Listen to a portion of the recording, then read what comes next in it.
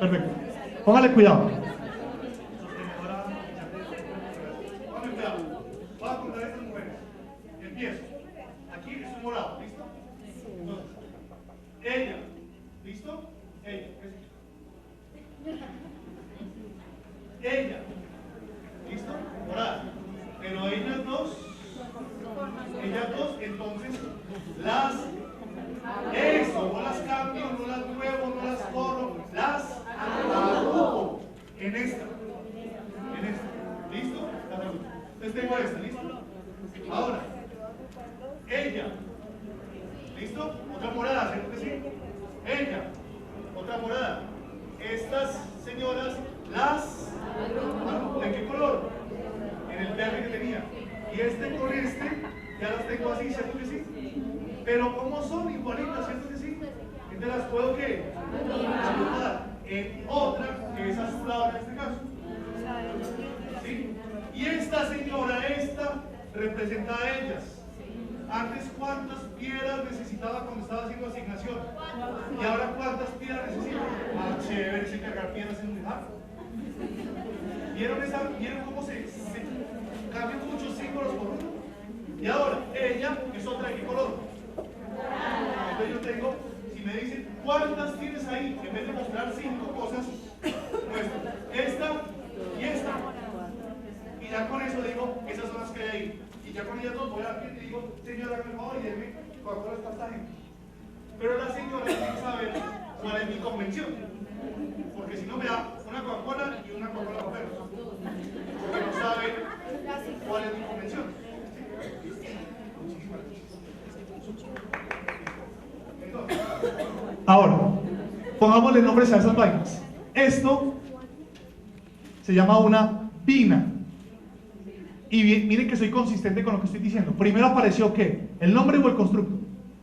El constructo, y después aparece el nombre. No empiezo diciendo, les voy a mostrar una vina. No. Esto, usted ya tiene en la cabeza que esto, que estamos agrupando así. Ahora, póngale un nombre para no tener que decir, ¿se acuerdan que estábamos agrupando así? ¿No? Vina.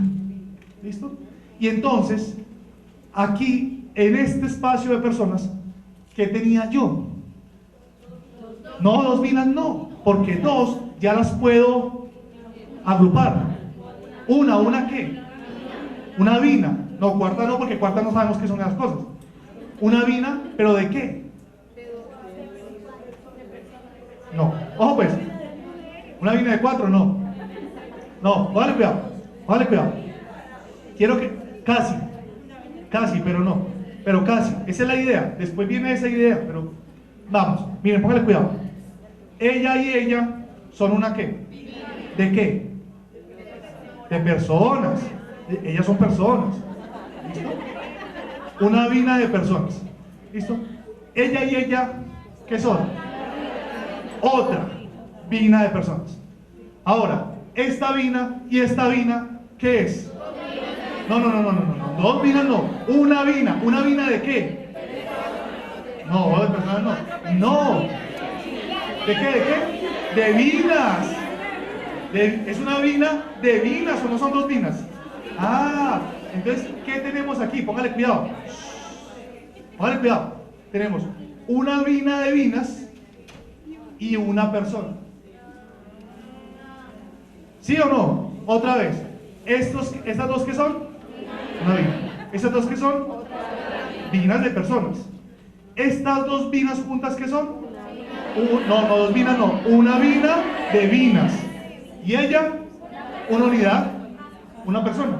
Entonces, si uno lo va a escribir, y ahí empieza el niño a escribir, escribe una. ¿Y dónde nació el 1? Mijo, hay que saber escribir esa vaina, venga, le enseño, porque es que si no, no podemos decir que hay ahí. O sea, nace por necesidad el 1. 1.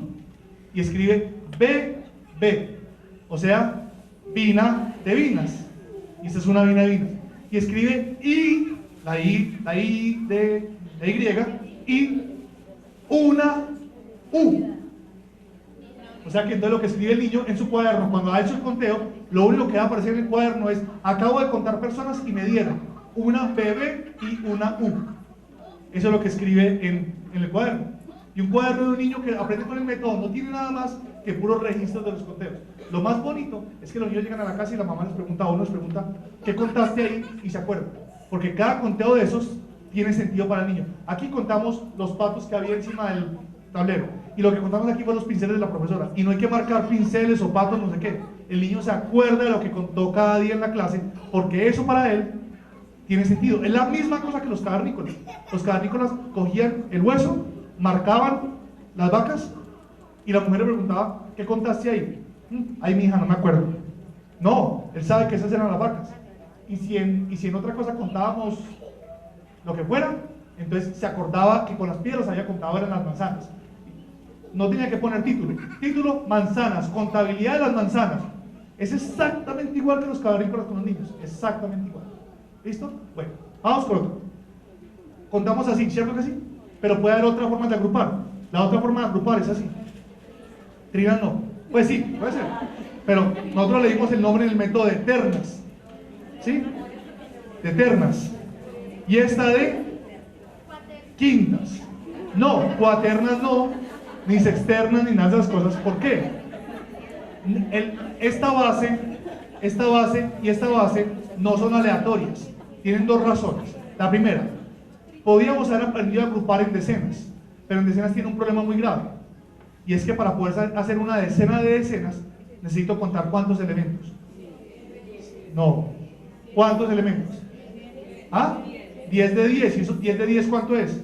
100. Y si un niño de Perejatín cuenta 100, se vuelve un 8. Entonces por eso didácticamente es mejor empezar en binas y en ternas y en quintas, porque es más poquito lo que se cuenta. Pero además hay una cosa súper importante. ¿Se acuerdan cuando están por ahí en tercero, primario o cuarto, que escriben el número 48 y ponen una raya larga para abajo al lado del 48 y empiezan mitad, después tercera, después quinta, cuarta nunca, porque es descomposición en factores primos? Entonces si el niño se acostumbra a pensar con el 2, con el 3 y con el 5, después construye muy fácil los números grandes, porque la construcción de números es a partir de los primos. Entonces ahí hay otro efecto agregado a ese proceso. ¿Listo? ¿Bien hasta ahí? No han aprendido, no crean. Están descubriendo. Para aprender esto, nosotros tenemos un diplomado de 120 horas con profesores. ¿Listo? Ustedes llevan media hora, tranquilas. ¿Ves? ¿Qué se hizo mi ayudante? Desertó. Listo. Entonces, ahora, el ser humano después se dio cuenta de que podía ser más sofisticado contando y podía quitarse un poquito del símbolo de encima, y pensó en la agrupación posicional.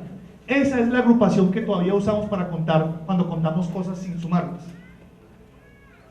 Cuando su jefe le va a pagar 1.000.000 de pesos, él no le escribe en el cheque un 1 y le dice ahí, toma. Uno le dice, pero oye, faltan unos ceritos. Ah, no, es que el 0 no cuenta. No, el 0 sí cuenta. El 0 cuenta para la posición, ¿sí? Pero mire, ese invento del 0 para la posición es súper reciente en el ser humano. Cuando digo súper reciente, es que es más o menos después del año 1000, como en 1200. O sea, los seres humanos no conocíamos el 0 en la Edad Media. Y queremos que los niños arranquen con el 0 en el preescolar, que porque es más fácil de hacer. Esa es la bolita, entonces es el 0. Entonces hace el 0 ahí porque es más fácil de hacer. El niño no entiende cabalmente que es un 0, porque nadie va por el mundo diciendo, tengo 0 Mercedes-Benz, tengo 0 apartamentos en Miami, tengo 0. Uno no va contando lo que no tiene. Por eso el 0 es bien antinatural, porque la pregunta es, ¿y para qué el 0? Si el 0 sirve para contar, y yo no estoy contando nada con el 0. O sea, como que... Ojo eso. Entonces, vamos con ahí nace el 0, en la agrupación posicional, nace el 0. Póngale cuidado. Vamos a contar posicionalmente. Van a hacer un imaginario, necesito que jueguen mucho con la imaginación. Imaginen que tiene un espacio, su regazo es un espacio de 3 columnas. Vamos a pintarlo aquí. Una columna, otra columna y otra columna. ¿Listo? Es un espacio de 3 columnas. Y ustedes, esta columna aquí, la vamos a llamar la columna de las unidades. Esta columna aquí va a ser la primera agrupación. Y esta columna de aquí va a ser la segunda agrupación. Por extrapolación, tendríamos la tercera, la cuarta, la quinta, la sexta, muchas agrupaciones. Pero vamos a hacer únicamente 3 agrupaciones. Y vamos a contar en esta agrupación. ¿En qué? Binas. ¿Listo? Otra vez las vamos a contar a ellas. No necesitamos contar nada más. ¿Listo? pero ustedes las van a contar pensando posicionalmente. Entonces, vamos a empezar. La vamos a contar a ella. Ella. ¿Dónde ponen ustedes la ficha? Entonces ponen una ficha aquí. ¿Listo? Ahí está. Perfecto. Luego, la vamos a contar a ella. ¿Dónde ponen ustedes la ficha? ¿En dónde? No, ella no está tan gordita. Ella es una solita. En la misma. Porque es otra persona. Ojo, todos los que dicen que la pongamos en la siguiente casilla tienen problemas de asignación. ¿Por qué? Porque ¿qué es asignar? A cada objeto concreto le doy un objeto, uno, no dos, uno. Entonces, este acá y la otra niña acá, ¿cierto que sí? Pero esas dos, ¿las paso o no? ¿Las qué? Agrupo, las puedo agrupar, ¿dónde? Entonces, quito esas dos y la cambio por una aquí, ¿cierto que sí? ¿Y qué tengo ahí? Y claro, ustedes son una vina de niñas, habíamos dicho hace rato que ustedes eran una vina. ¿Listo? Bien, ahora, volvamos al proceso. Ella, en la unidad, ¿cierto que sí? Ella, en la unidad. ¿Y ahora qué hacemos? Las agrupamos y entonces cambiamos esas dos unidades por una vina. ¿Pero cuántas vinas hay? ¿Y qué podemos hacer? Las agrupamos y las ponemos en una sola, ¿en las qué? Vinas de vinas. Y entonces, miren, si yo quisiera decir cuántas niñas hay hasta aquí, y estamos en agrupación posicional, tendría que decir, ojo pues, tendría que decir, una, no dos, una vina de vinas. Una vina de vinas, ojo lo que voy a decir, 0 vinas, hasta aquí no, y 0 unidades. Pero debo poner los ceros, porque si no pongo los ceros, yo no sé esta ficha dónde está. El 0 es el que me dice que esa ficha está corrida 3 casillas hacia allá. Si yo no pongo el 0, es como mi jefe que me quiera pagar 1 millón diciéndome, lleve el 1. Me dice, jefe, faltan 6 bolitas para este lado, porque si no me las pones, me tumbas. ¿Sí? Entonces, ahí nace el 0. Devolvámonos un poquito. Agrupación no posicional. Si yo en agrupación no posicional quiero decir cuántas niñas hay hasta aquí, debo decir únicamente una vina de vinas. Pero si lo voy a decir en agrupación posicional, debo decir una puesta en la casilla de las vinas de vinas. Pero para poder decir una puesta en la casilla de vinas, tengo que decir 1, 0, 0. Porque si no digo los ceros, no corro el 1 donde tiene que estar. ¿Sí está claro lo que estoy diciendo? Imagínense esto. Imagínense esto.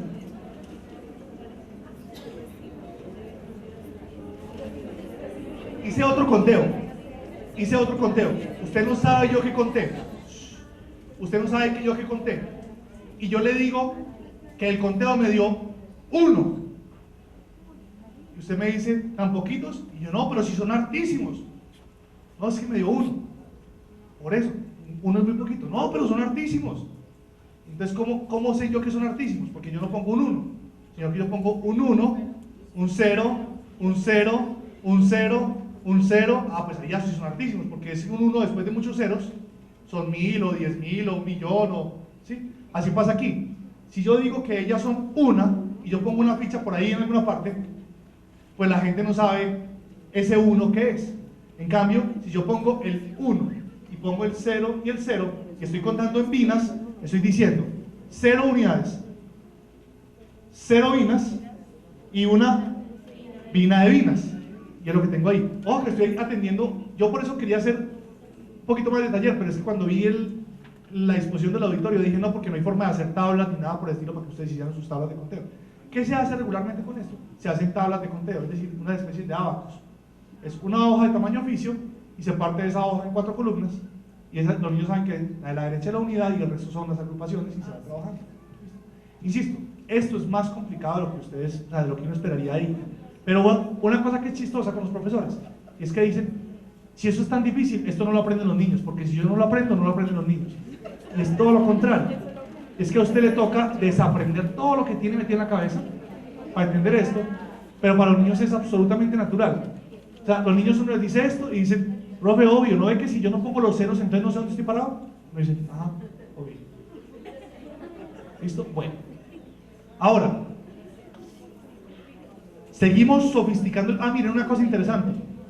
Aquí, cuando hemos trabajado con binas, los únicos números que han aparecido son el 1 y el 0. Como números, como grafo. Cuando hemos trabajado con ternas, han aparecido el 0, el 1 y el 2. Cuando hemos trabajado con quintas, han aparecido hasta el 4.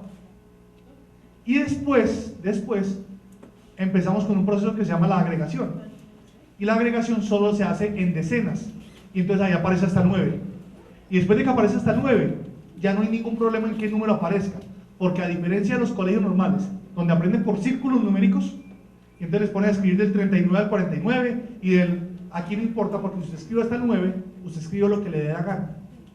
Porque una vez que usted ha escrito el 9, usted dice 9 centenas, y 0 decenas, y 0 unidades, y eso se llama 900.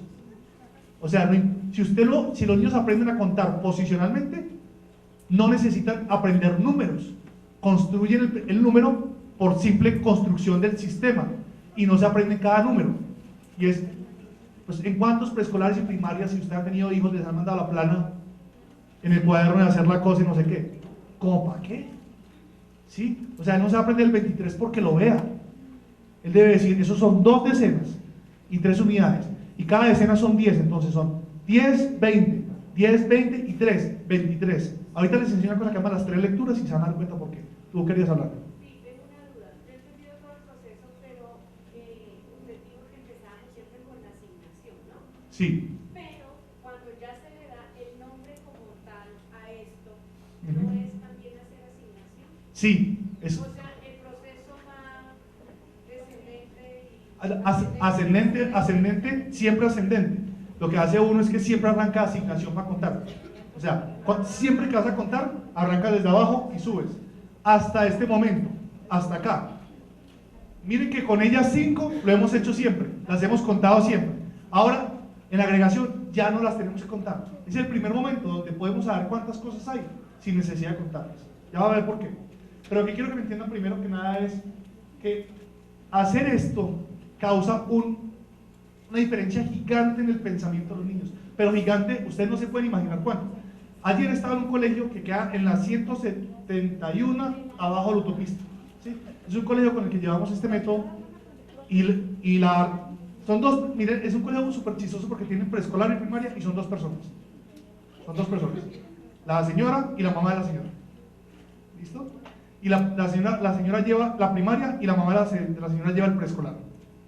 Lo llevan bajo una lógica diferente de escuela, o sea, una cosa como escuela nueva, si han oído escuela nueva, todo el mundo juntico, con necesidades iguales para todos, pero sectorizadas dependiendo de las edades. Es súper bonito el proceso.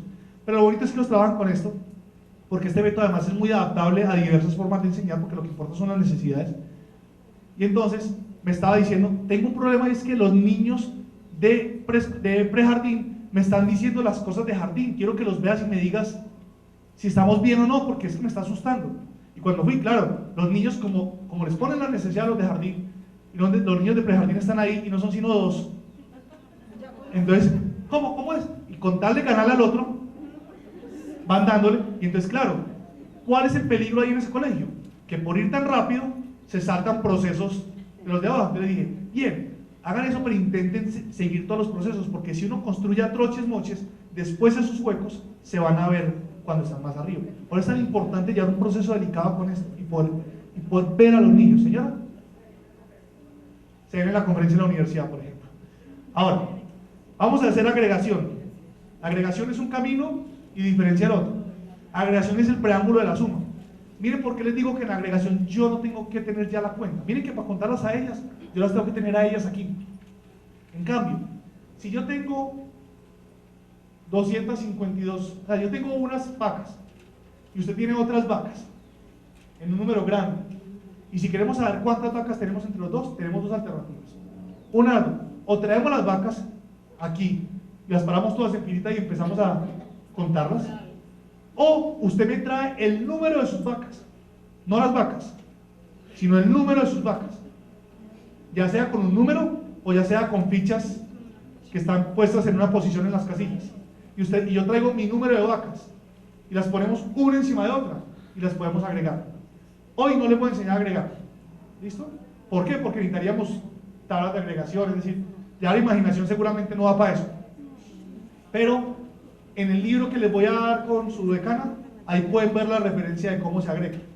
Lo más interesante de esto es que la agregación es el mismo proceso de agrupación. Entonces, ¿qué pasa? Sumar se vuelve natural.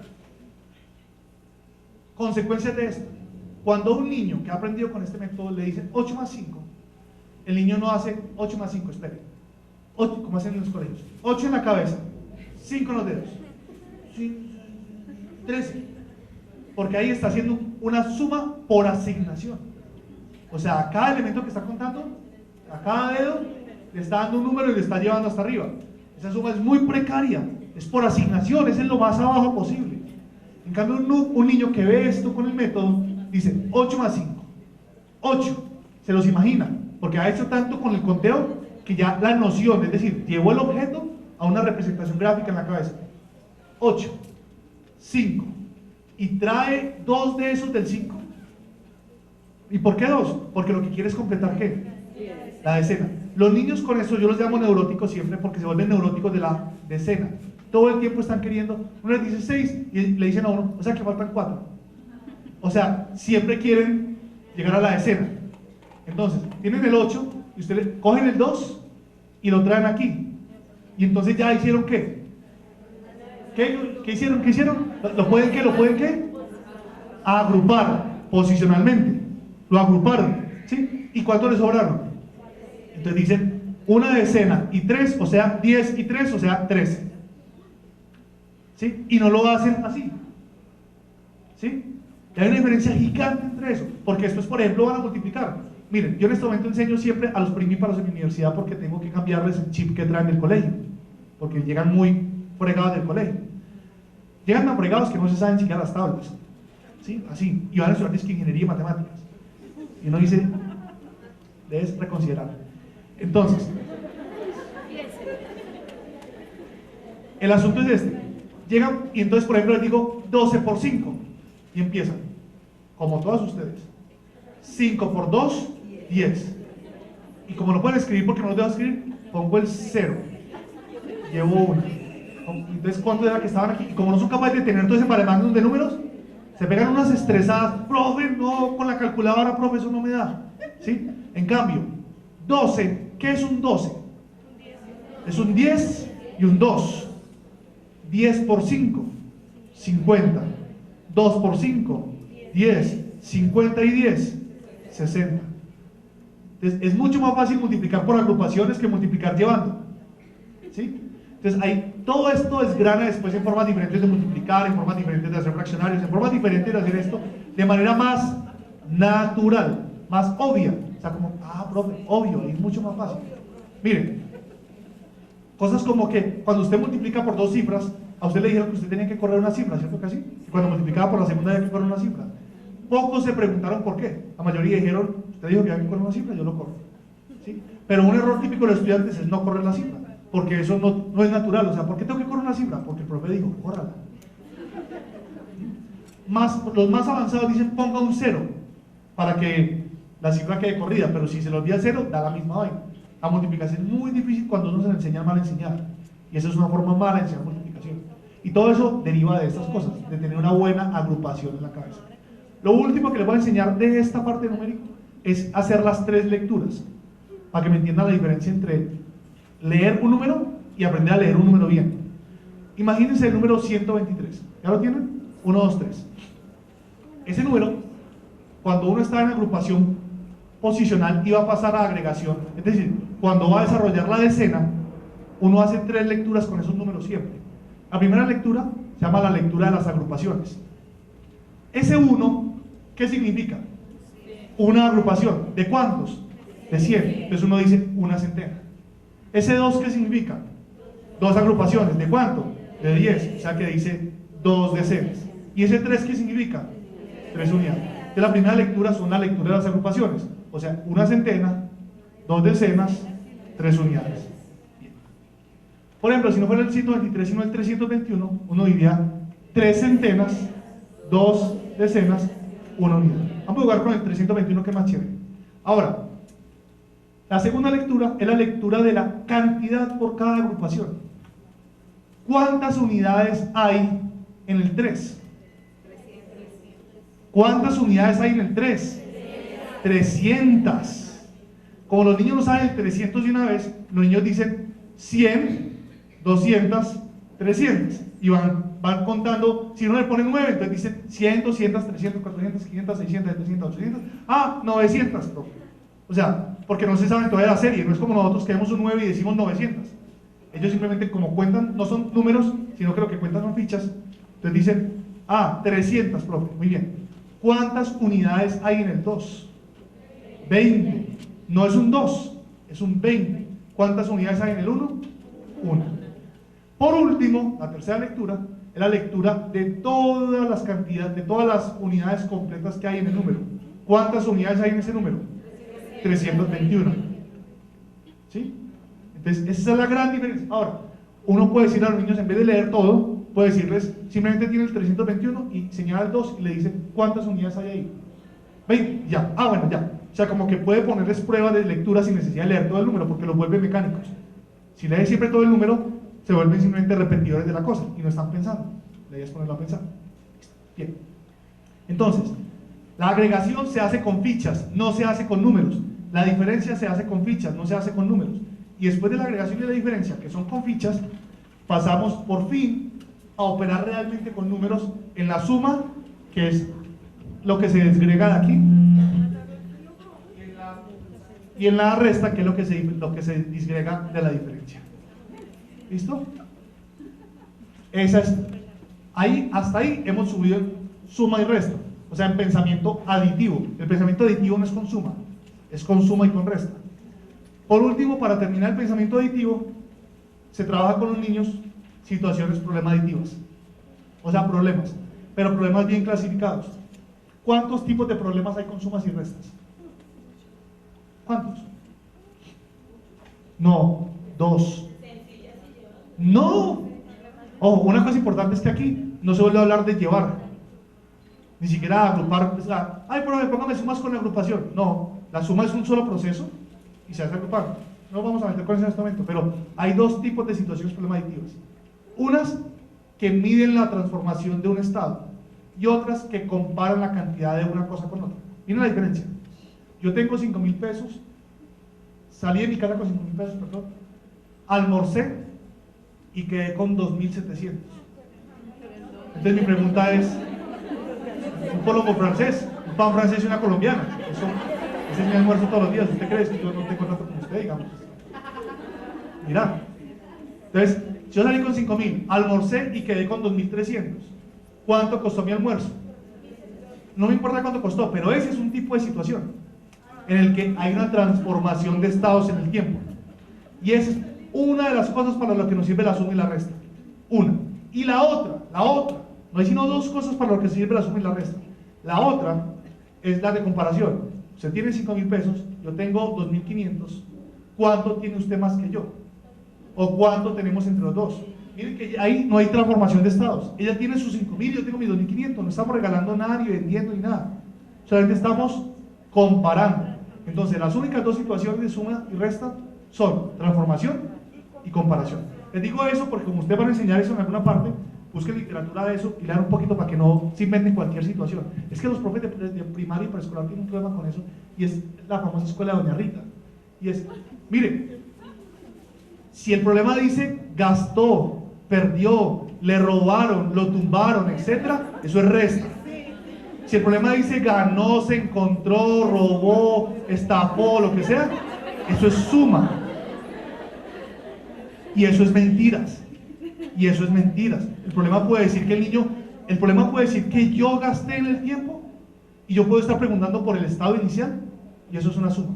O sea, yo salí de mi casa con una plata, almorcé y me costó 4.300 y llegué a mi casa con 7.800. ¿Con cuánta plata salí? Yo almorcé, o sea, gasté, pero para poder encontrar el resultado que me están pidiendo, tengo que sumar. Y ahí hay una taxonomía. ¿Saben qué es lo que es taxonomía? Una clasificación clarita de los problemas, pero muchas veces los profesores no pensamos en eso y les enseñamos como sea. Y después vienen las pruebas a ver, bueno, por cierto, uno de mis trabajos es que yo soy el coordinador de revisión del ICFES para las pruebas a ver tercero, quinto, noveno, 11 y razonamiento cuantitativo. ¿Listo? O sea, las pruebas que presente Colombia en el ICFES son mi responsabilidad. Entonces, viene una taxonomía del ICFES para hacer esa cosa. El ICFES la pone porque cree que los profesores están trabajándola y los profesores lo único que hacen en la escuela, doña Rita, diciéndole, mijo, si se gastó, usted reste. Usted créame, yo soy su profesora, reste. Miren la cantidad de cosas que hay con matemáticas en los colegios y en las universidades. Yo no sé qué tanto ven ustedes matemáticas para enseñar, pero es básico. ¿Listo? Bueno.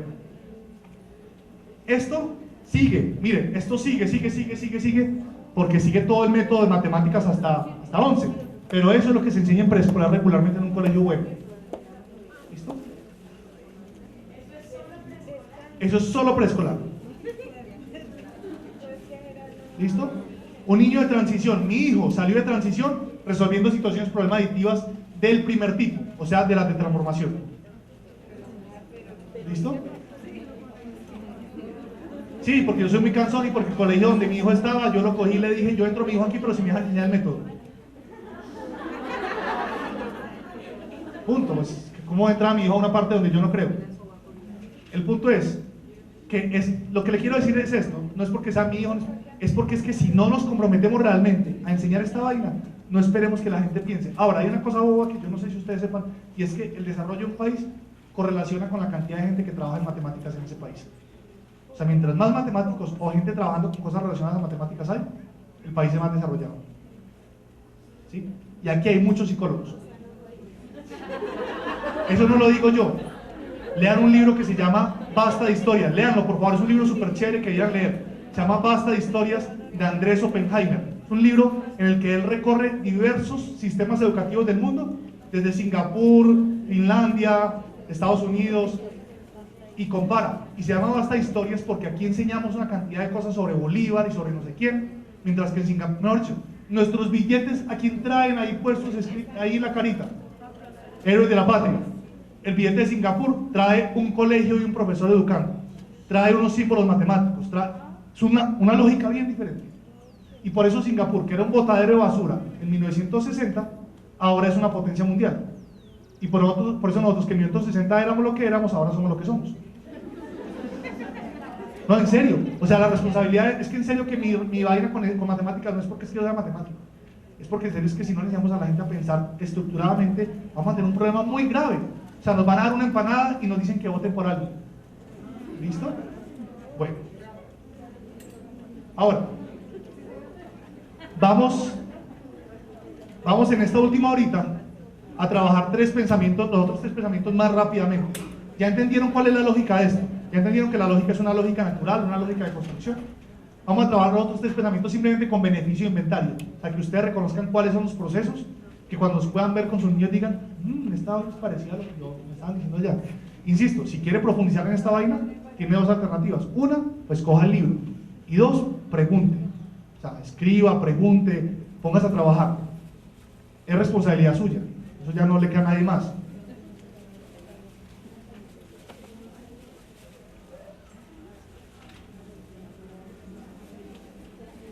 Ese es el pensamiento, los procesos del pensamiento variacional. ¿Listo? Listo.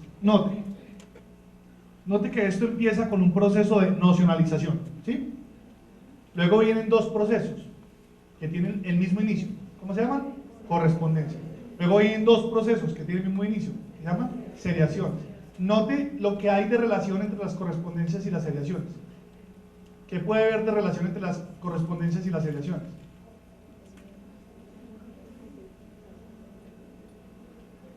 Muy bien, que primero es como con una sola y después es como con múltiples. ¿Sí se da cuenta que hay correspondencia biunívoca? Biunívoca es de uno en uno, ¿sí? Lo que uno esperaría que fuera el matrimonio. Y la correspondencia múltiple es lo que es. No, mentira, no, pero tengo. Entonces, biunívoca múltiple, pero unívoca se relaciona con esta y múltiple se relaciona con esta. ¿Sí? Entonces miren que hay una estructura ahí que uno puede leer detrás de eso. Y por último, lo que Laura nos hizo ahorita, la noción de la aleatoriedad. Y es que después de que le hemos enseñado a los niños todo este camino, para que aprendan a predecir, les decimos en un momento, mentiras, no todo se puede predecir. ¿Sí? O sea, les hemos enseñado a predecir. Sería predecir. Si yo pongo el 1, el 2, el 3, ¿qué sigue? Pues el 4. ¿Sí? Y después les decimos, pero mentiras, no todo se puede predecir, quítese eso de la cabeza. Y nocionalizamos la aleatoriedad. Y eso es hasta preescolar. Eso es preescolar. Todo lo que estoy mostrando es preescolar. De ahí para arriba hay más estadios, más procesos, que ya salen de la educación preescolar y pasan a la educación de primaria y bachillerato, etc. Eso es lo que se llama matemáticas para la vida. Hasta ahí se llama el método para el aprendizaje natural de las matemáticas. Bien, ahora, ¿qué es esto? ¿Qué es nocionalizar la variación? Los seres humanos tenemos, como les expliqué ahorita, la variación metida en la cabeza. O sea, nosotros venimos con eso, así como venimos con lo numérico, venimos con lo métrico, eso. Bien, ¿qué tiene que hacer un profesor? ¿Qué es lo que hace un profesor? Un buen profesor de preescolar, ¿qué es lo que hace? ¿Crea qué? ¿Para qué? Para que el niño le toque pensar. Entonces, en la medida en que piensa, es como esperar que un niño no traiga músculos. No es que el niño vino sin músculos y hay que ponerle los músculos. No, el niño trajo los músculos. Pero miren, ustedes, hay un documental que se lo recomiendo encarecidamente, profesor de preescolar, por favor, no se lee el libro Oppenheimer si no quiere, pero mire este documental, se llama Babies.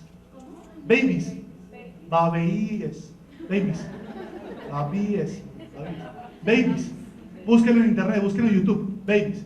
Es un documental que es un documental comparado entre el crecimiento de un niño en Estados Unidos, un niño en Mongolia, un niño en Japón, creo que es, sí, en Japón, y un niño en África, ¿cierto? Creo que son 4 o 5 niños. Miren ese documental para que ustedes entiendan lo que yo les estoy diciendo en esto. Ojalá lo puedan ver rápido, porque si lo ven rápido van a recordar esta conferencia y van a decir, esa vaina es lo que está diciendo Carlos, pero por matemáticas. Al niño de Mongolia, nace, lo montan en una cama, envuelto.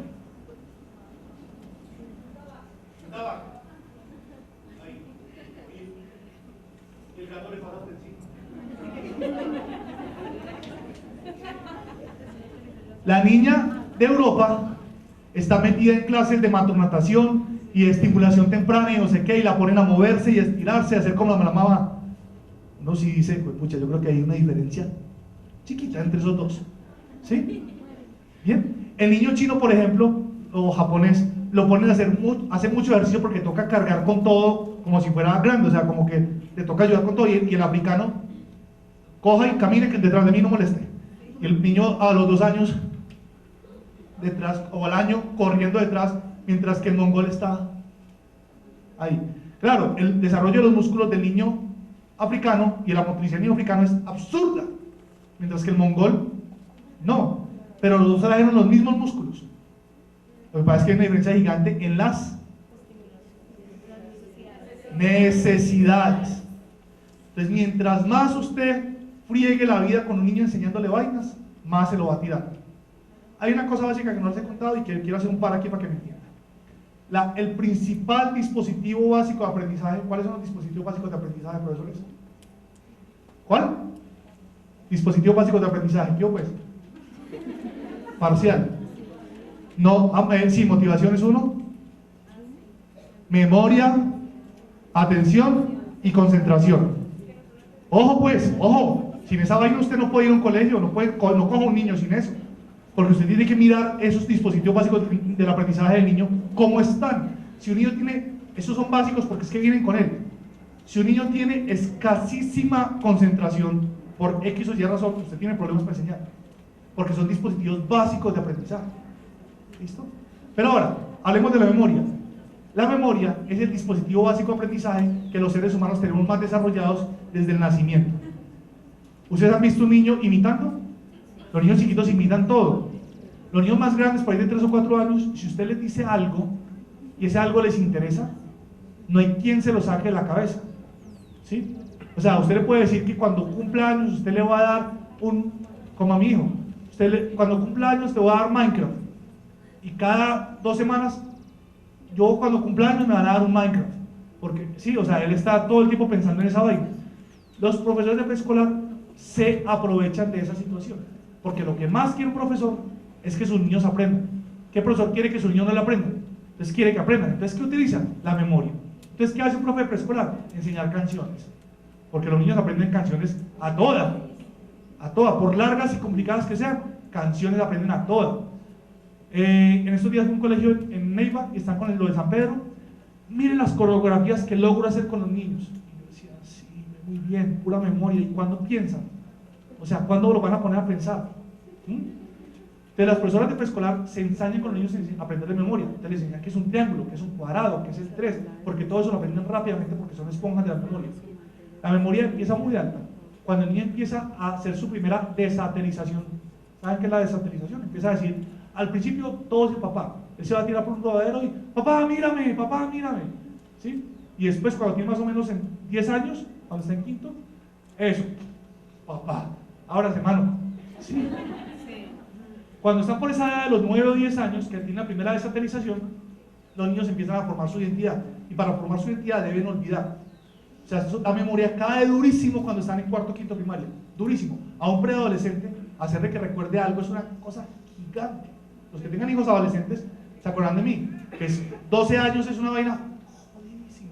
Para que los niños, para que los pelados se acuerden de alguna mano, se te olvidó el saco. Sí. ¿Señora? Desatelización. O sea, es que el niño es un satélite del papá en un momento y después tiene 4 desatelizaciones en la vida 1. ¿Listo? 4, según Erickson, pues. Erik Erikson es el que hace esa teoría. Búscala por ahí. Erikson, un noruego. Entonces, esa teoría, pues, que hay otros tipos de teorías que coinciden con esa misma cosa, lo que dicen fundamentalmente es que el niño va perdiendo memoria. Pero si el niño no ha ganado procesos de pensamiento, entonces no hay forma de compensar. Pierde memoria y no tiene nada con qué trabajar cognitivamente. O sea, todo lo aprendió en memoria. Y como no ha aprendido a pensar, entonces no le cuesta. Entonces, por eso es el típico fenómeno del bachillerato en sexto. En sexto, todos los profesores de sexto tienen el mismo problema. Los papás bravos que vienen a donde el profesor a decirle, ¿por qué si mi hijo era precioso en primaria y sacaba 5 en todo, ahora perdió 3 materias en sexto? ¿Qué está pasando? Cuando pasan al bachillerato es el acabose, siempre es el acabose. Podemos decir que eso es lo mismo que les pasa a los niños cuando solo han funcionado mecánicamente y cuando tienen que empezar a pensar por ellos mismos. Claro, mecánicamente es a partir de la memoria, ¿sí? La memoria es necesaria, pero no como principal instrumento, sino como resultado de.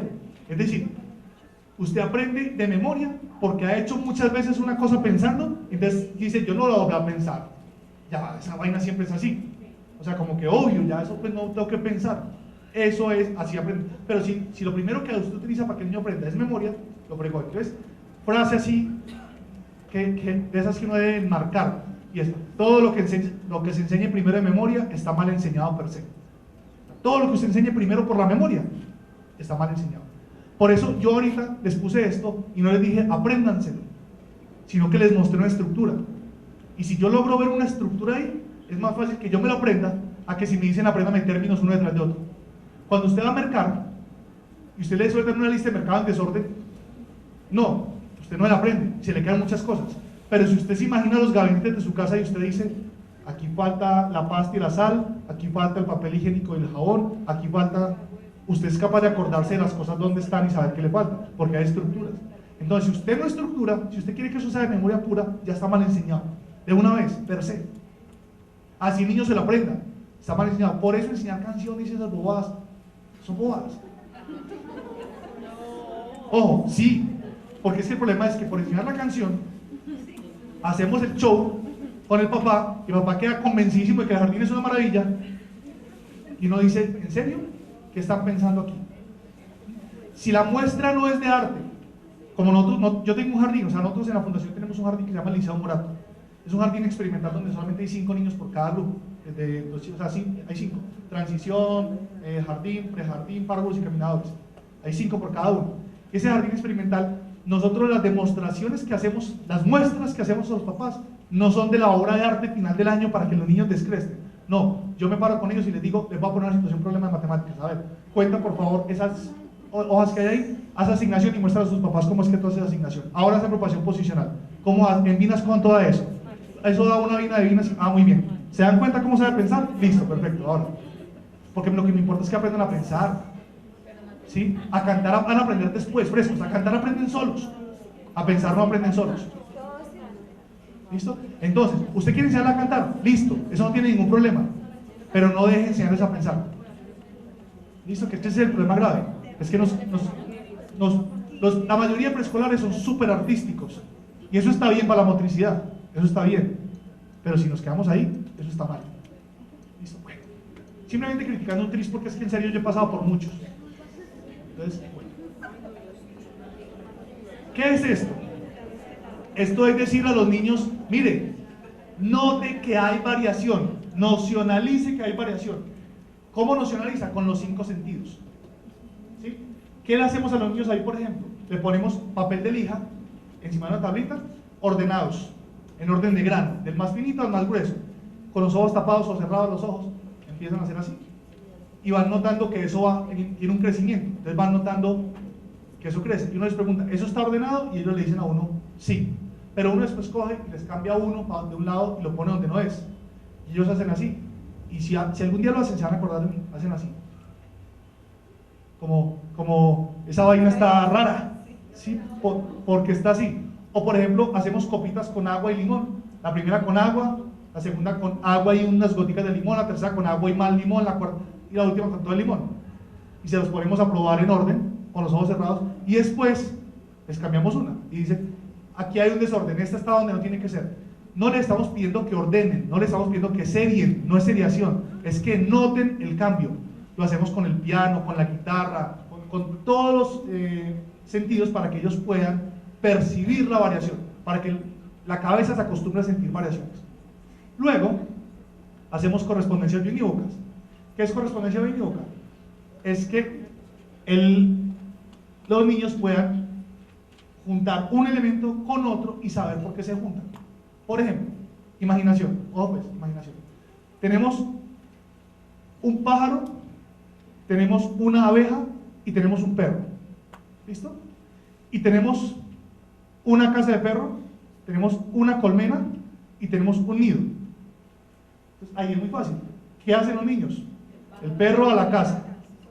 La pregunta no es que hagan el perro a la casa, la pregunta es ¿y por qué? Ah, porque el perro vive en la casa. Y el pájaro al nido. ¿Y por qué? Ah, porque el pájaro vive en el nido. Y la abeja a la colmena. ¿Y por qué? Porque la abeja vive en la colmena. Pero entonces ustedes pues ponen, por ejemplo, una llave y la puerta.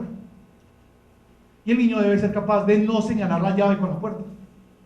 Porque si señala la llave con la puerta, lo que está diciendo es que la llave sí se relaciona con la puerta, pero no bajo el mismo criterio que los demás se relacionaban con cada uno. O sea, no puede decir, ¿y la llave con la puerta? ¿Por qué? Porque la llave abre la puerta. Sí, pero ¿en qué criterio estábamos? En vivir en, no en abrirla. Entonces es diferente, el niño debe saber que eso es diferente. Y eso es súper importante porque sin eso no puedo notar realmente patrones. Y si no noto patrones, no puedo hacer seriaciones, que es lo que sigue. ¿Listo? Después hacemos correspondencias múltiples. ¿Qué es? El pájaro con el nido y con la nube, o sea, con el aire, pues. Entonces, el pájaro vive en el nido, vuela por el aire y come gusanos. Y esos son 3 criterios diferentes. Entonces, tienen que buscar esos 3 criterios con el perro, con el elefante, y deben llevar esos 3 criterios en la cabeza al tiempo para poder hacer eso. No estoy profundizando, si no me están entendiendo mucho, no se preocupen. Lo que estoy diciéndole fundamentalmente es, deben mantener los criterios, porque si uno no mantiene los criterios, no puede después seriar. ¿Listo? Lo siguiente es seriación. Si ya mantuvo los criterios biunívocos, entonces debe seriar con un criterio. Entonces uno le puede poner, por ejemplo, 2, 4, 6, 7, debe decir 8 y así sucesivamente. O uno le puede poner una flecha. Miren, esto es bonito. Una flecha de un tamaño. Una flecha de un poquito más alta. Otra flecha de un poquito más alta. Otra flecha de un poquito más alta. Y le pregunto a uno qué flecha sigue. Los niños, cuando nos llevan criterios buenos, pintan una flechota. Porque dicen, una más grande. Pero no están viendo que entre flecha y flecha hay un aumento específico, no cualquier aumento. Los niños que llevan los criterios dicen, ah, muy bien, esta flecha es más o menos de ese tamañito. O sea, como son capaces de mirar el tamaño, de mirar la proporción. Ahora, si ya ha hecho correspondencia múltiple, puede hacer seriación con múltiples criterios. Con eso tengo una anécdota súper chévere, y es que hace como 2 años que yo volví a sacar el pase, porque había que cambiar pase, ¿de acuerdo? Entonces fui a sacar el pase, y el examen que le hacen a un escrito, como de procesos de pensamiento básicos, para saber si uno más o menos es inteligente para manejar. Entonces, abajo tiene unas variaciones, unas series numéricas, y las primeras series son obvias: 3, 7, 11, 15, ¿qué sigue? 19, o sea, van de 4 en 4. Eso. La otra, 2, 6, 18, ¿qué sigue? 54, porque estamos multiplicando por 3. Listo, perfecto. Y había una que era, por ejemplo, 1, 1, 2, 5, y la gente, que lo chistoso es que yo la vi y yo dije, ah, ok, y la hice. Ahorita le digo cómo la hice. Mientras que la otra gente que estaba al lado, era muy chistoso porque la gente llegaba a eso, yo miraba y decían, llamaban a la señora del examen, esta está mala. Sí, o sea, el error no es mío, no es que yo no sepa pensar, el problema es que ustedes hicieron esa vaina mal. Pero es impresionante, o sea, yo ese día digo, voy a guardar esta anécdota porque es que es impresionante para que entiendan por qué eso. Y no es que sirva para sacar el pase, sirve para muchas cosas en la vida. Hay muchas cosas que tienen múltiples series, o sea, series combinadas de cosas, pero los seres humanos que no entrenamos con eso, o sea, que no tenemos esa necesidad, no las sacamos. ¿Listo? Por ejemplo, una serie combinada típica es la secuencia primavera, verano, otoño, invierno, con la secuencia lunar. O sea, la gente puede sembrar en primavera, pero no puede sembrar en cualquier momento de primavera. Tiene que sembrar cuando la luna está en ¿qué? ¿Cuarto qué?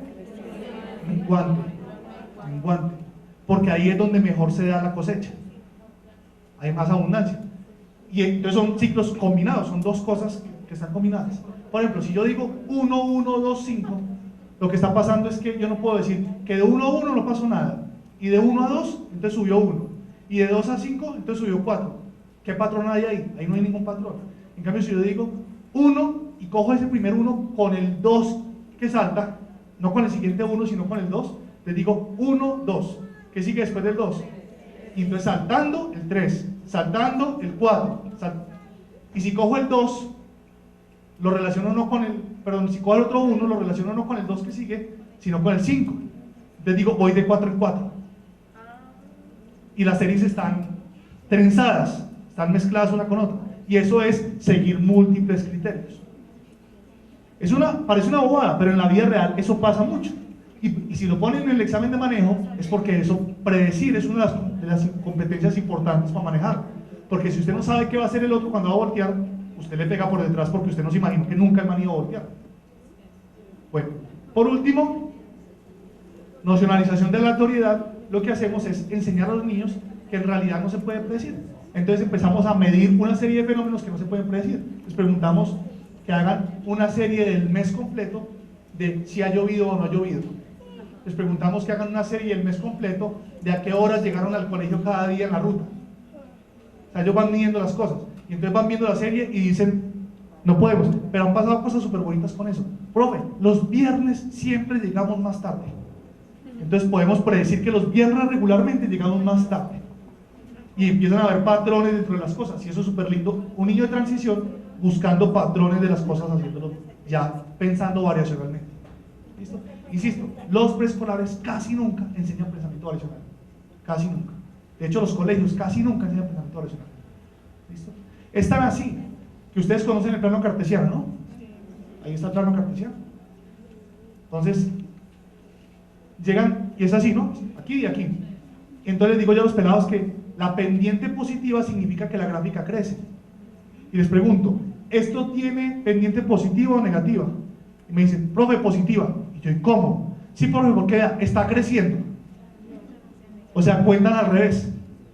Cuentan del 8, 7, 6, 5, 4, 3, 2, 1, menos 1. O sea, no son capaces de predecir que la predicción de las cosas va del número negativo al número positivo y no del número positivo al número negativo. Esas vainas chiquitas son puros errores de predicción de variacional que están desde preescolar.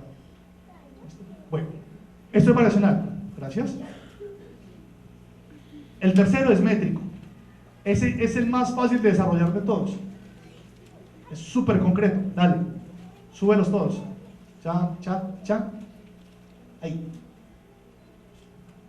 Noten, otra vez, miren la estructura. ¿Qué hay ahí? ¿Cómo es la estructura? Dos comparaciones, dos mediciones y una estimación. Yo sé que están cansaditas, pero hagan el esfuerzo de poner cuidado. ¿Listo? Porque esto ustedes no lo van a desarrollar inmediatamente, pero mi gran ilusión es que usted quede picada con esto y pueda leer más. Pero si no tiene el referente para leer, se va a perder cuando lea. Entonces, lo que le estoy dando es el referente para leer. En serio, le recomiendo mi libro porque está escrito, digamos, no es pues Vygotsky escribiendo, no, es mucho más sencillo. Entonces, lo primero que los niños hacen, por allá a los 2 años más o menos, es comparar semejantes.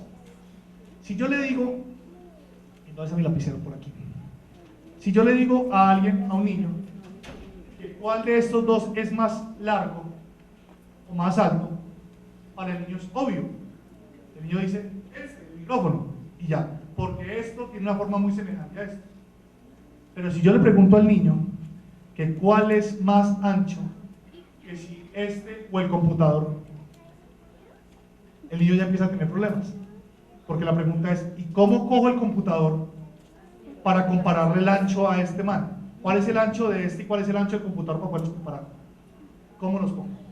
¿Sí? Así, ¿cómo los pongo? ¿Sí?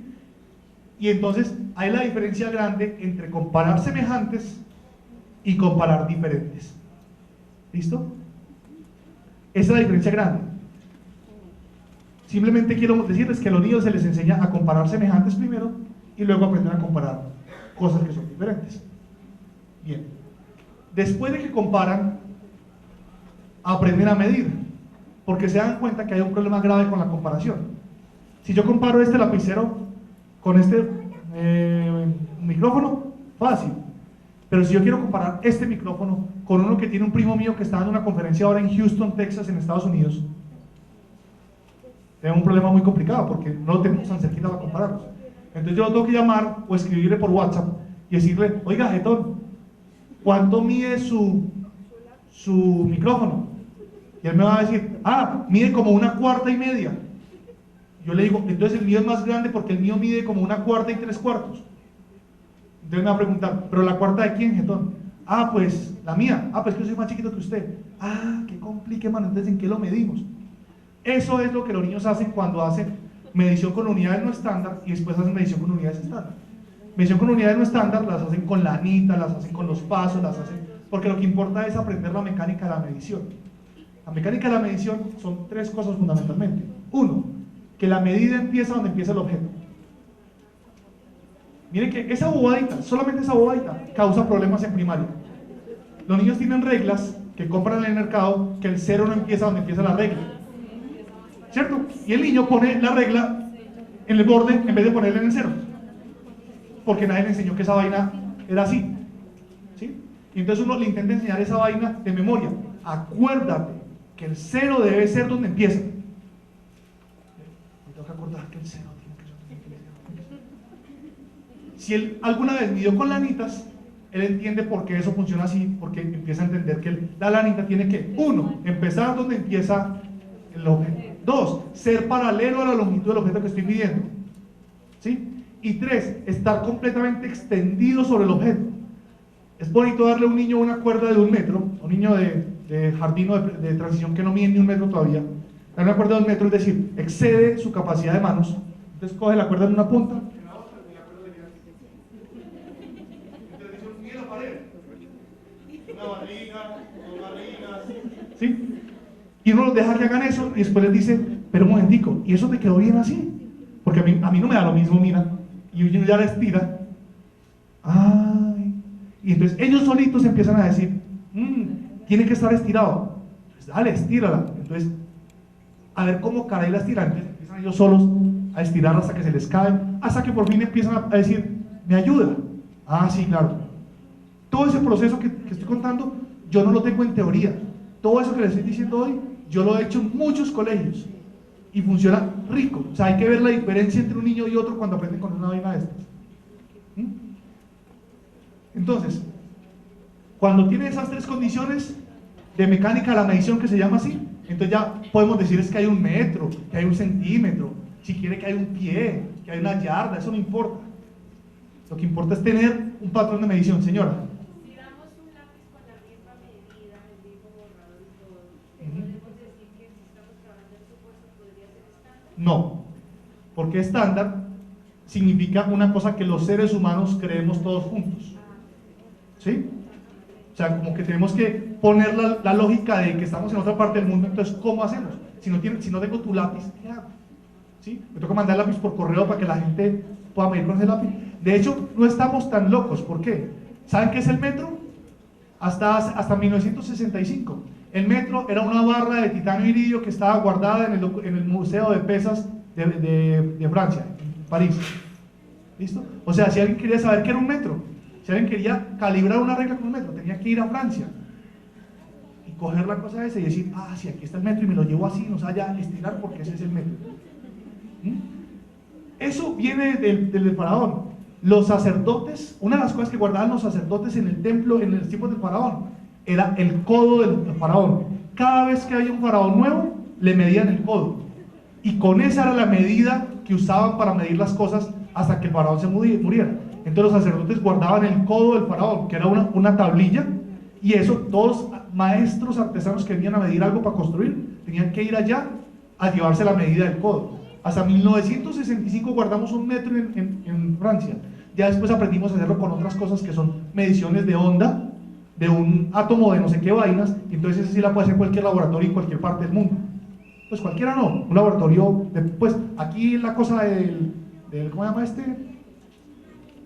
El que queda por ingeniería, ahí en la Nacional, y Contec tiene un laboratorio para saber cuánto es el metro estándar en Colombia y no sé qué vainas.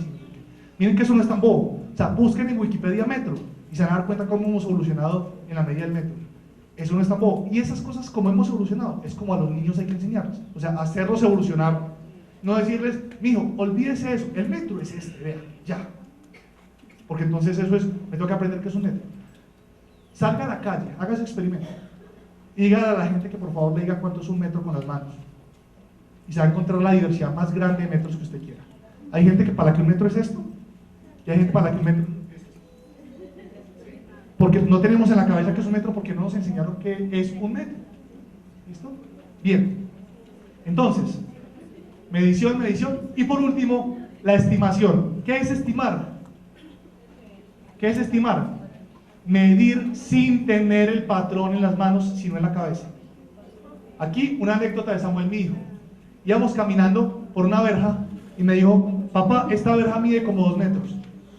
Y yo, ¿por qué dices que mide como 2 metros? Porque yo mido como 1 metro y yo quepo 2 veces en esa verja. Porque ya había aprendido a estimar, eso lo hizo el año pasado. Estimar es medir sin necesidad de tener el patrón en la mano, sino en la cabeza. ¿Cuánto mide esa puerta? Vea, yo mido un 80, esa puerta mide por ahí 2,80. Más o menos. Y no decir que mide 5 metros, sino estimar, decir más o menos. Esa cosa es súper importante en la vida. Uno mide más con la estimación que con la medida real.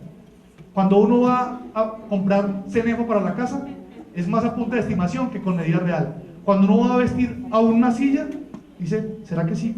Sí, yo creo que eso alcanza con eso. A todo esa punta de esa competencia de estimación.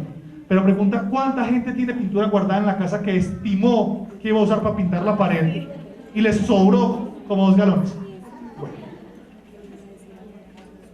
Listo. Y por último, para no cansarlos más, el desarrollo del pensamiento geométrico. Dale. Y sube todos los estadios. Todos los procesos. Para. Miren. Una línea. Dale. Y otra línea. ¿Por qué 2 líneas en el pensamiento geométrico? Claro, porque hay 2. La concepción de la belleza y la concepción del espacio. Estas 2, esto es espacio y esto es belleza. ¿Listo? Miren que esto está totalmente embebido con la teoría del paralelismo. O sea, de que nosotros aprendemos paralelamente a cómo la humanidad se desarrolló. En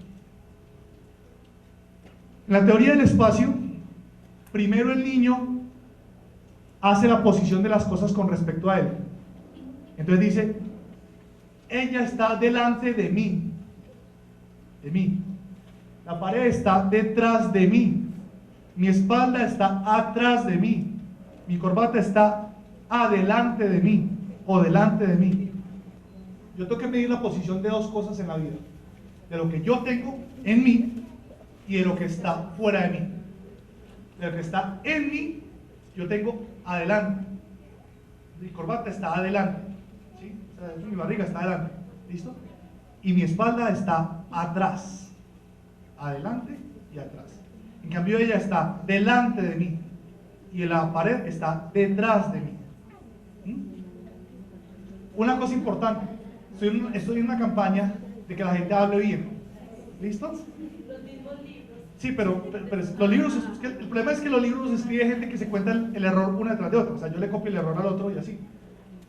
Pero más importante que eso, pues más útil que eso en este momento, es que usted entienda que todas las adverbios de posición tienen un de después del adverbio.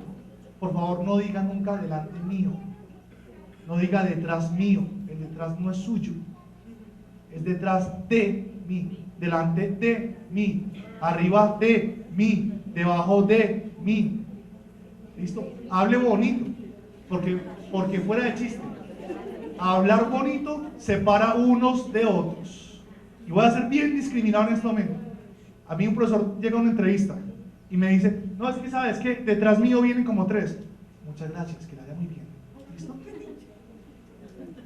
Porque si usted es profesor, usted le va a hablar así a mis estudiantes, yo no lo quiero aquí. ¿No hay que usted es la imagen de mucha gente detrás de usted? Entonces, hable bonito, profesor, escriba bonito, escriba con ortografía, escriba con buena letra, porque usted es la imagen de una cantidad de gente que viene detrás de usted. ¿Listo? Concientícese de esa responsabilidad que tiene. Cuando usted está parado aquí, usted no puede estar diciendo mentiras o diciendo cosas feas o lo que sea, porque usted es la imagen de mucha gente detrás de usted. Bueno, ahora, primero la gente mide las posiciones con respecto a la gente, a la misma persona. Después las mide con respecto a otras cosas. Entonces, por ejemplo, yo le digo, ella está detrás de ella. ¿Sí? Ella está detrás de ella. Y no está detrás de mí, pero está detrás de ella. O sea, mido con respecto a otras cosas. Esa es una competencia súper complicada. Usted se puede parar un ratico en Unicentro, en cualquier centro, aquí en Titán Plaza, ahí en las cosas estas de ubicación, en los mapas de ubicación. Usted se puede parar un ratico a reírse. La gente viene y dice, Arturo Calle, Arturo Calle. Ah, Arturo Calle, ¿dónde está? Señor, ¿dónde está Arturo Calle?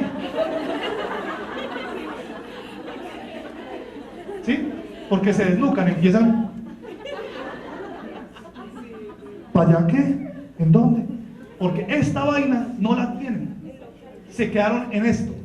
Porque nadie enseñó de aquí para arriba. ¿Listo? Y eso es preescolar, bueno. Listo. Y desplazamiento es con direcciones. Ya es, haces 20 pasos adelante, luego volteas 10 pasos a la derecha, luego vas 10 pasos hacia atrás y no sé qué. Es seguir mapas. Ubicación, pero ya no ubicación de las cosas, sino desplazamiento de usted o de las cosas con respecto. Y obviamente hay desplazamiento con posicionalidad absoluta y con posicionalidad relativa. ¿Listo? O sea, uno se puede desplazar diciendo, usted va y usted va a voltear a la derecha de la caseta que hay allá. ¿Y dónde está la derecha de la caseta? A la otra derecha, porque además el problema grave es que uno se ríe, pero esa vaina es una vergüenza. ¿Sí? Este país, sobre todo, yo he viajado, he tenido, digamos, la oportunidad de viajar mucho por el mundo. Este país es una vergüenza con esa vaina. Usted va a Francia y usted dice, señor, voltea a la derecha. No, voltea a la derecha. ¿Sí? Usted aquí le dice a un taxista, voltea a la derecha. Déjeme, allá. Y los taxistas tienen mucha lateralidad porque les toca. Pero la gente da la instrucción, voltea a la derecha. Ay, no, al otro lado. Señora, a la derecha. ¿Sí? Pero eso pasa en Latinoamérica en contados países, sí, pero no más. O sea, tenemos un problema con la lateralidad y España es otro problema con la lateralidad. Nosotros heredamos eso allá. Ahora, por este lado, Nocionalizamos las formas. ¿Qué es nocionalizar las formas? Es saber qué es plano, qué es curvo, qué es recto, qué es quebrado, qué es liso, qué es rugoso. Eso es todo nocionalización de las formas, para poder describirlas después. En nocionalización de la forma, si usted quiere, puede meter el amarillo, el azul, el rojo, el verde, el morado, porque eso también es nocionalización de las formas. Nocionalización de los polígonos.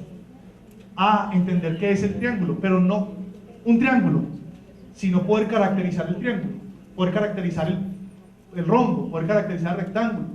Por ejemplo, ustedes saben que todos los cuadrados son rectángulos, pero no todos los rectángulos son cuadrados.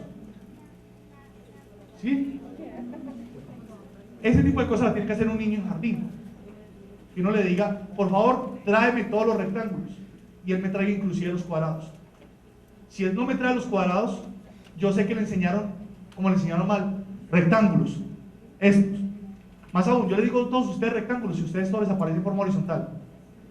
¿Sí? Entonces se los doy torciditos y ya no ven el rectángulo. Los niños chiquitos de jardín mal enseñados le dan un rectángulo puesto así y no lo cogen porque eso es un rombo. Y eso no es un rombo, es un rectángulo, pero no lo ven y no entienden qué significa esa cosa. Y lo último, en ese pensamiento en preescolar, es nocionalización de poliedros. Poliedros son figuras sólidas, es decir, cubos, cilindros, conos, pirámides, esferas, ¿listo? Prismas. ¿Listo? Esas cosas son muy fáciles de nocionalizar con los niños. Si usted arranca desde el objeto al nombre, si usted arranca desde el nombre al objeto, es muy complicado, porque un prisma explicarlo es muy fregado. ¿Qué es un prisma? Es una figura cuya sección transversal se conserva en cualquier parte de su eje transversal. ¡Wow! Sí, eso es un prisma. Pero si yo le doy un lápiz Prismacolor, que por eso se llama Prismacolor, por cierto, y yo se lo doy cortadito y le voy, o sea, un bloque de plastilina en forma de lápiz Prismacolor, y lo voy tasajeando, le voy diciendo, ¿te vas dando cuenta? Eso es un prisma. Ya. Él no tiene que saber decir que es un prisma, es nocionalizar. No es proposicionalizar, no es decir, no. Pero él después le pregunto, ¿será que una pirámide es un prisma?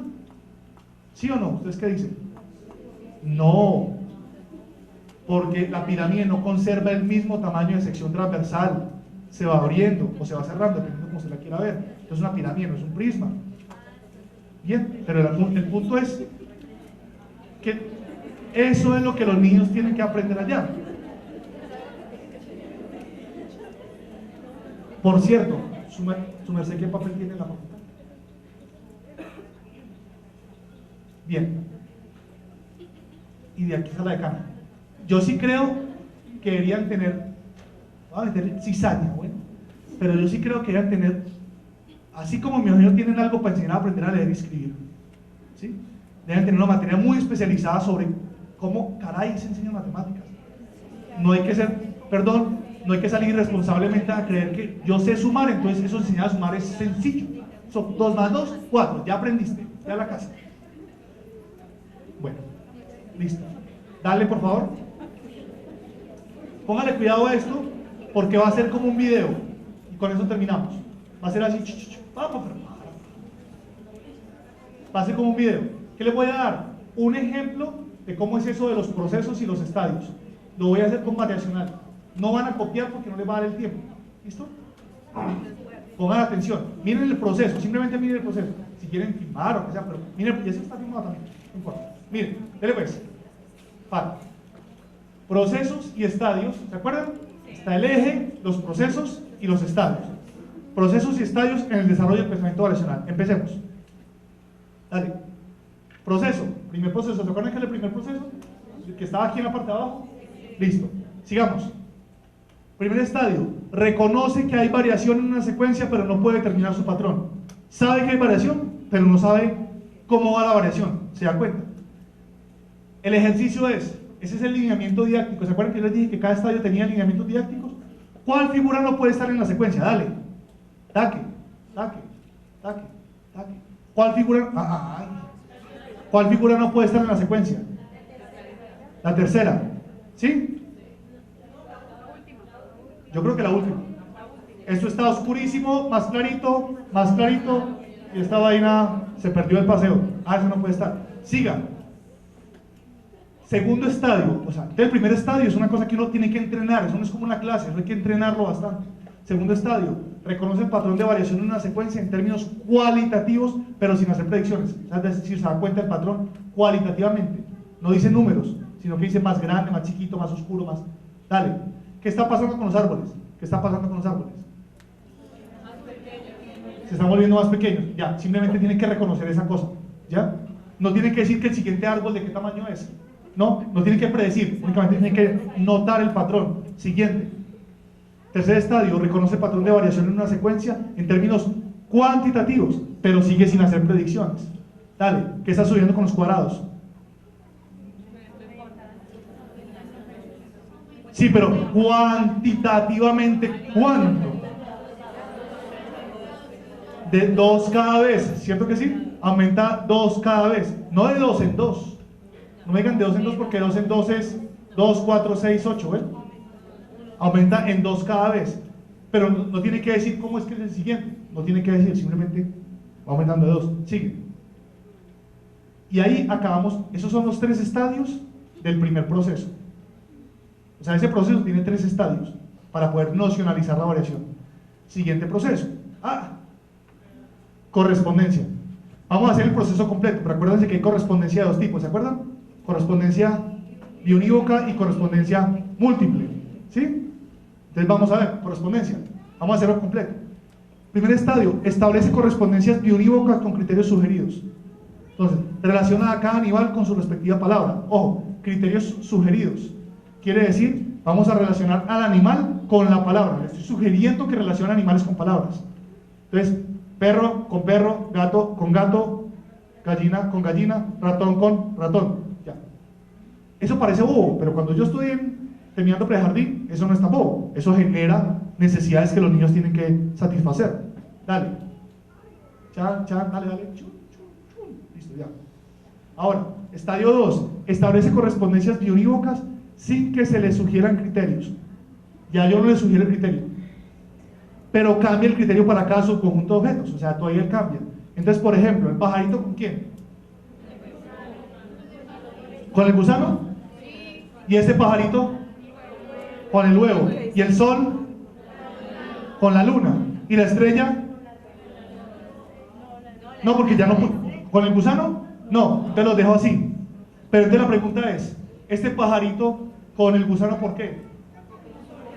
Porque comen, ¿cierto? ¿Y este pajarito con el huevo por qué? Pero está cambiando el criterio. Uno que comen y otros que... Pero no importa. Si fuera esta misma cosa, pero en el siguiente estadio, necesitamos relacionar, por ejemplo, al pajarito con el pajarito y al sol con la estrella. ¿Por qué? Ay, niñas, yo. Por pajarito con pajarito y sol con estrella. ¿Por qué? Porque son de la misma clase. Pajaritos todos y estrellas todas. Pero la luna no es una estrella. ¿Sí? Sigamos. Entonces, por ejemplo, él relaciona así. ¿Señora? Ya, él relaciona así, pero pues no importa, digamos, o sea, ahí está conservando las cosas. ¿Por qué relacionó la estrella con la luna? ¿Ustedes por qué creen? Porque sale de noche. Todavía no tiene muy clara esa vaina. Listo, sigamos. Miren que es el mismo conjunto que yo le puedo poner para subirlo a estadio. Es el mismo conjunto, pero lo analiza de manera diferente. Estadio 3. Establece correspondencias biunívocas sin que se le subieran criterios con un mismo criterio para todo el conjunto de objetos, si es posible. Entonces, por ejemplo, ¿el ratón con quién? Con el elefante, ¿por qué? Porque el ratón, el elefante tiene uno de los ratones. ¿Y qué más? No, bajo ese criterio ninguno más, ¿cierto que no? Entonces pueden buscar otro, a ver, otro criterio. ¿El elefante con quién? ¿El ratón? No hay. Pero los niños chiquitos son como ustedes, tranquilas. Cuando uno le pone a hacer correspondencias y hay uno que no cuadra, lo esconde. Lo cogen y lo guardan. ¿Y dónde está el tenedor que estaba aquí? No, ahí no había ningún tenedor. Y son con el tenedor guardado. ¿Por qué? Porque no son capaces de creer que algo no se puede relacionar. O sea, tienen que buscar relacionar todo. Y romper ese estadio es súper complicado. Por eso es que ahí dice, si es posible, para pasar de ese estadio tienen que decir ah, este no juega, este no va. ¿Y por qué no va? Porque no me da el criterio, mano, ¿qué hacemos? ¿Listo? Dale. Por ejemplo, la A con la O, sí, esa es otra. Pero eso no me sirve porque es biunívoca. Y no es agrupar, es relacionar. ¿Listo? Estadio 4. Establece correspondencias múltiples sin que se le sugieran los criterios. Entonces, dale.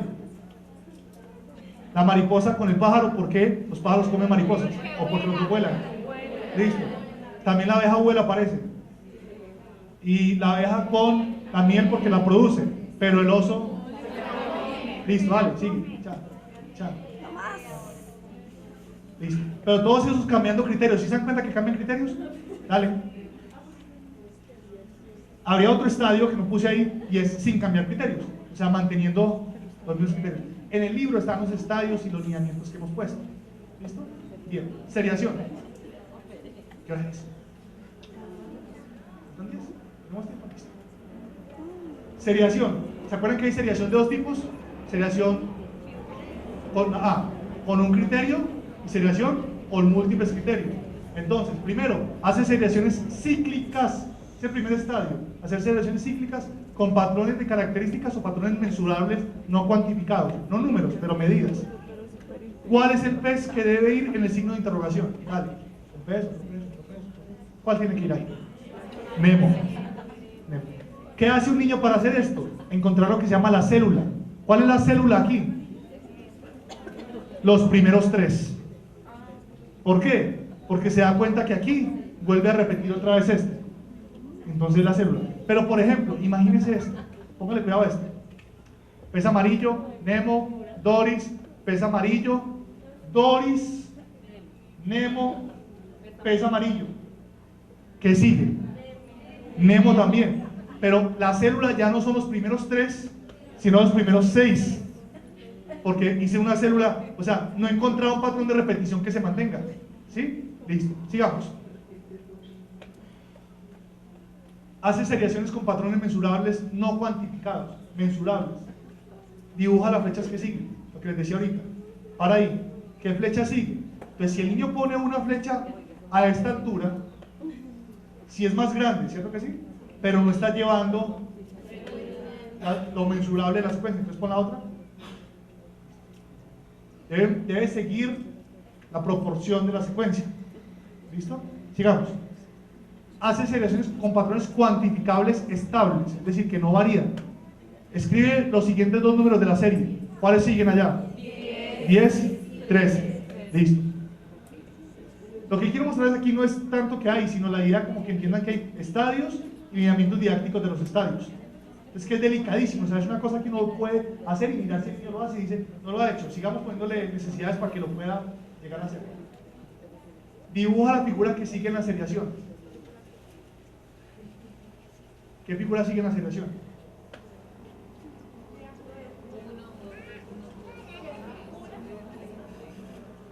Luego esta, ¿qué figura sigue aquí? ¿Ah? Una de 1, 2, 3 y luego 4 aquí abajo. ¿Sí o no? Para que 9 en este, para que creo que da 10. Porque es un número triangular y el 9 no es un número triangular. Es 10. ¿Listo? Miren, sin ánimo de nada, pero miren que ya algunas de ustedes estaban cascaleando, digamos, o sea, como, ¿dónde pongo las pelotitas para que cuadren? ¿Listo? Bien. Ojo, mucha gente tiene un problema con esto, y es que busca el número de la cosa, pero no busca la forma de la cosa. ¿Cuánto hay ahí? Démosle. Estadio 5. Hace seriaciones con patrones no cuantificables. Dale. Entonces debe pintar la siguiente. Es súper difícil este tipo de cosas, porque como no lo pueden cuantificar, tienen que ser capaz de sentirlo de alguna manera.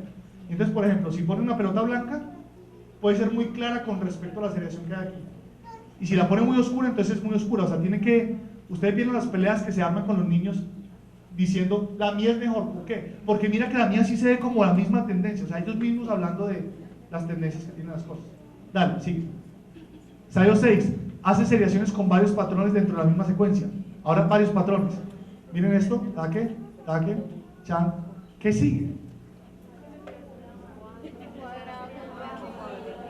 ¿Cuántos cuadrados?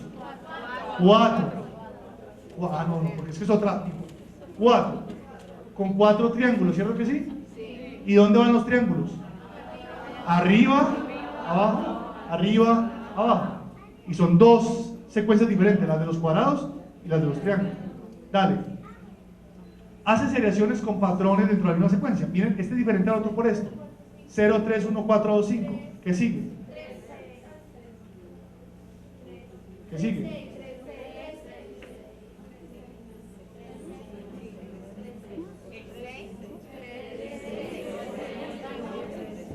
Miren, si usted lo sigue así, si lo sigue de uno en uno no le va a dar. Pero 0, 1, 2, 3 tiene patrón. Pero hay que hacer la otra para confirmar que sí hay patrones. 3, 4, 5, 6. Ah, lo que les decía ahorita, el examen del pase, ¿se acuerdan? Es exactamente el examen del pase. ¿Listo? Bien. Hace seriaciones con patrones en distintas secuencias. La misma cosa. 0, 2, 4. Mientras que hay 1, 5, 9, 13. Listo. Ahora, estadio 8. Hace seriaciones en 2 dimensiones. Entonces, dibuja unas figuras que faltan. Entonces, si está aquí, y esto es verde oscuro, con óvalo, entonces es un óvalo verde oscuro. ¿Sigue? Cerremos. ¿Qué aprendimos? Primera cosa que yo esperaría que hubieran aprendido. Que matemáticas no es un regalo. Que matemáticas es un balón para jugar. O sea, que lo que estamos haciendo es que las personas aprendan a pensar. ¿Pensar con base en qué? Necesidades. Primera enseñanza cerrada, eso es lo más importante. Segundo, que en matemáticas pensamos en 4 líneas, sin mirar el cuaderno. ¿Cuáles líneas? Numérico, variacional, geométrico y métrico. Hay que aprenderse esas vainas porque es que si no, eso es una clase, digamos, esto no es una conferencia. Si no, usted sale a un colegio, ¿cómo enseñar matemáticas? ¿Listo? Bien. Lo otro es que cada uno de esos se desarrolla tal como se desarrolló con el ser humano, según la historia del ser humano. Entonces hay que pensar cómo fue la historia del ser humano y no controvertir esos procesos de pensamiento, ¿sí? O sea, si usted lo enseña al revés, no espere que los niños piensen, porque no van a entender nada de lo que usted le está diciendo. Bien, listo. Por último, que el método consiste fundamentalmente en, y usted lo puede replicar usted mismo, intentar hacer cosas o si no leerlo, en tener en cada eje unos procesos y cada proceso unos estadios y para cada estadio unos lineamientos didácticos que son al fin y al cabo necesidades. No de la diferencia enseñar así a enseñar enseñando cosas. Aquí no enseñamos nada, aquí le ponemos al niño pruebas y el niño, intentando superar las pruebas, va desarrollando el pensamiento. Y no es apréndete, esto es serial, lo que sigue después es una flecha más grande, póngala pues, que es lo que pasa normalmente en los preescolares, que es de pura memoria. Bueno, ofrezco excusas si de alguna manera he ofendido a algún preescolar donde usted trabaje, pero yo he pasado por muchos y en serio que es que tengo el conocimiento de causa para hablar de algunos porque es que los conozco. ¿Listo? Si usted tiene algo que está trabajando así, pues felicitaciones. ¿Listo? Bueno, ¿alguna pregunta rápidamente? ¿Comentario? ¿Señora? 10 contienen la I. 10.